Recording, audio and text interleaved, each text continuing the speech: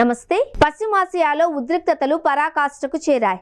Iran America మధ్య యుద్ధం ప్రారంభమై 12 రోజులు గడుస్తూ ఉన్న తరుణంలో అగ్రరాజ్యానికి భారీ స్థాయిలో ఆస్తి ప్రాణ నష్టం సంభవించినట్లు తాజా నివేదికలు స్పష్టం చేస్తున్నాయి. యుద్ధం మొదలైన తొలి రోజే ఇరాన్ అగ్ర నాయకత్వాన్ని అమెరికా మట్టుబెట్టినప్పటికీ ఆ తరువాత ఇరాన్ చేపట్టిన ప్రతీకార దాడులు అమెరికా రక్షణ వ్యవస్థలను కలవరపెడుతున్నాయి.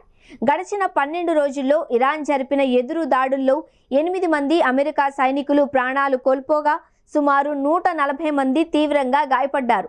పశ్చిమాసియాలో అమెరికాకు ఉన్న 22కు పైగా సైనిక విమానయాన కేంద్రాలే లక్ష్యంగా ఇరాన్ వేల సంఖ్యలో డ్రోన్లు క్షిపణులను ప్రయోగించింది. ది న్యూయార్క్ టైమ్స్ నివేదిక ప్రకారం అమెరికాకు అత్యాధునిక గగనతల రక్షణ వ్యవస్థలు ఉన్నప్పటికీ 11 ప్రధాన సైనిక స్థావరాలు తీవ్రంగా దెబ్బతిన్నాయి. కువైట్లోని అలీ అల్ సలేం, బెహ్రెయిన్లోని యుఎస్ నేవీ 5వ ఫ్లీట్ ప్రధాన కార్యాలయంపై ఇరాన్ క్షిపణులు విరుచుకుపడ్డాయి. ఖతర్లోని అల్ ఉదైద్ ఎయిర్ బేస్ సైతం ఇరాన్ ప్రతీకారేచ్ఛ నుంచి తప్పించుకోలేకపోయాయి. టర్కీలోని ఇన్సెర్లిక్ వైమానిక కేంద్రంపైకి దూసుకొచ్చిన బాలిస్టిక్ క్షిపణి నాటో దళాలు అడ్డుకున్నప్పటికీ ఇరాన్ మాత్రం తాము టర్కీపై దాడి చేయలేదు అని ఖండించడం గమనార్హం.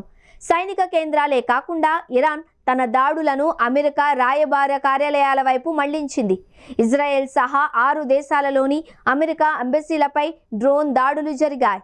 కువైట్, ఇరాక్లోని కార్యాలయాలు స్వల్పంగా దెబ్బతినగా భద్రతా కారణాల దృష్ట్యా 6 దేశాలలోని దౌత్య కార్యాలయాలను అమెరికా తాత్కాలికంగా మూసివేసింది.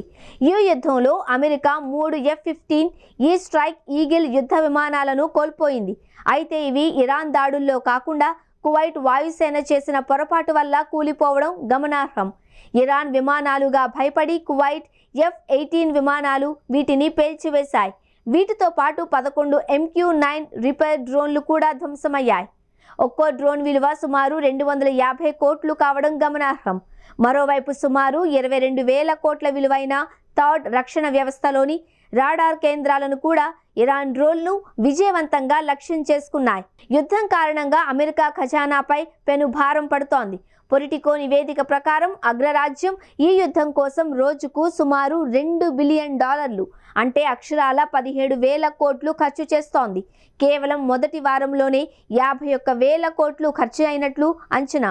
ఒకవైపు ఆయుధ సంపత్తి తరిగిపోతూ ఉండడం, మరోవైపు పెరుగుతున్న వ్యయం అమెరికాను ఆందోళనకు గురి చేస్తోంది. ఇరాన్ ప్రయోగించే చౌకైన షాహెద్ డ్రోన్లను అడ్డుకోవడానికి లక్షల డాలర్ల విలువైన క్షిపణులను వాడాల్సి వస్తోంది.